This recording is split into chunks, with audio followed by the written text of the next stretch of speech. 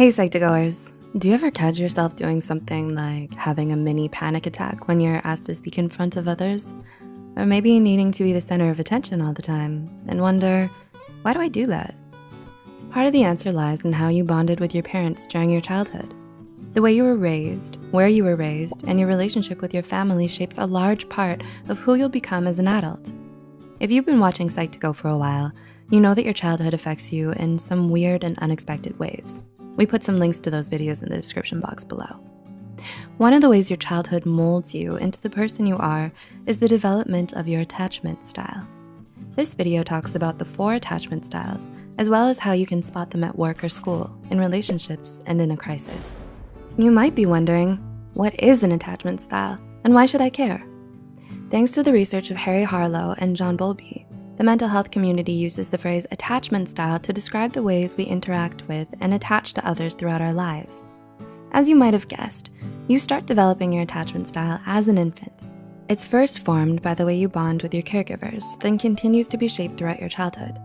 Understanding your attachment style is a big deal because it can tell you a lot about how you relate to your friends and family, how you work with groups of people, and how you handle problems or obstacles in your life.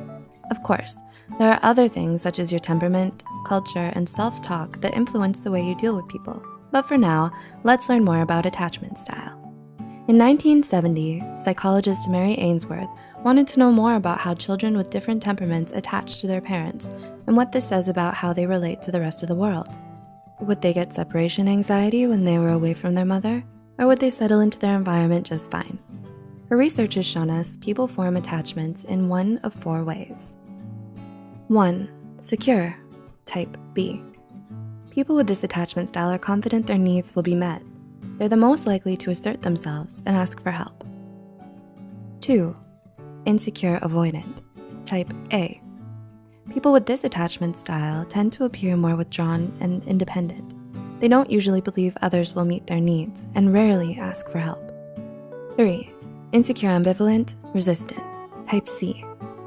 People with this attachment style can be difficult to read because they alternate between being super clingy and rejecting others. They're often insecure and seem to have trouble exploring new situations. 4. Disorganized. People with this attachment style view all interactions with others as if they're a chance to solve old traumatic situations from their past. They tend to suffer from depression, anxiety, and post-traumatic stress disorder, PTSD.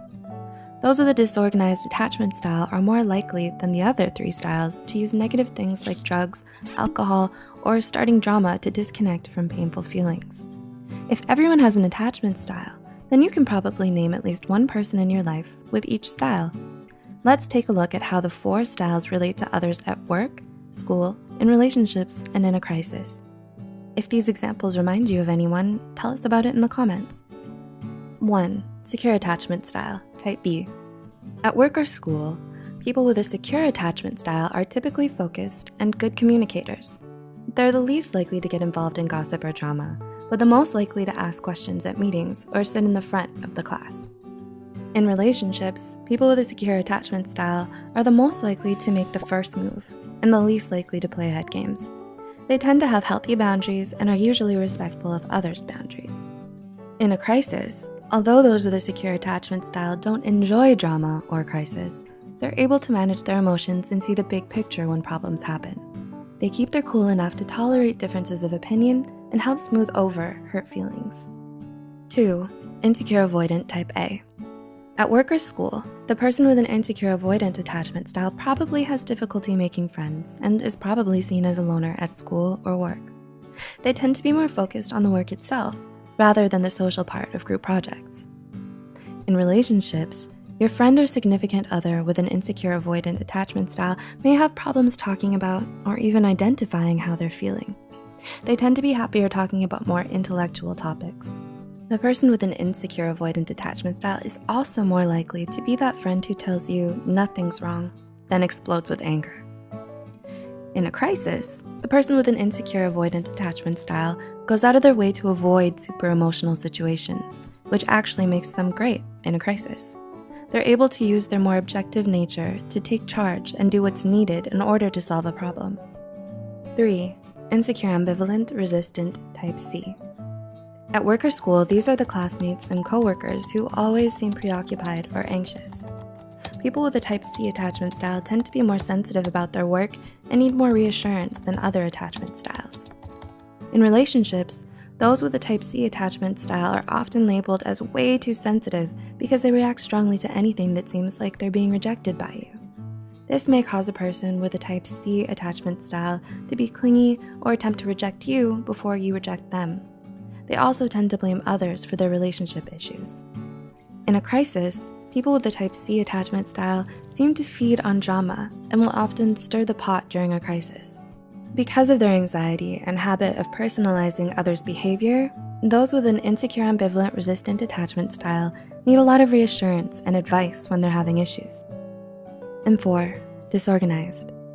At work or school, whether they do it by pulling fire alarms, getting a coworker fired, or proudly breaking the rules, people with a disorganized attachment style love to test boundaries. Classmates and coworkers might see the person with a disorganized attachment style as charismatic, but they're the most likely to engage in mean girl type behaviors. In relationships, it can be downright challenging to have a close one with someone who has a disorganized attachment style because they can be aggressive, abusive, and manipulative. Loved ones of people with a disorganized attachment style often feel like they're replacing those that have hurt this person in the past in this person's current drama. In a crisis, because they often feel as though they're reliving past negativity or abuse, people with a disorganized attachment style often feel triggered by crisis.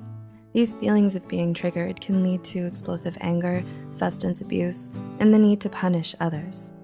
Did you see yourself or anyone you know in any of those examples? More importantly, how did you feel about what you heard?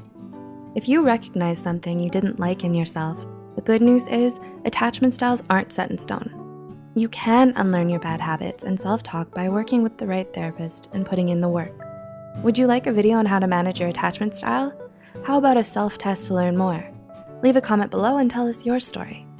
As always, any information provided here is for entertainment and educational purposes only. If you need mental health counseling or treatment, please contact your insurance company, local college's student counseling clinic, or your county crisis line. Keep watching the Psych2Go channel for more information on mental illness and mental health. Help us out there.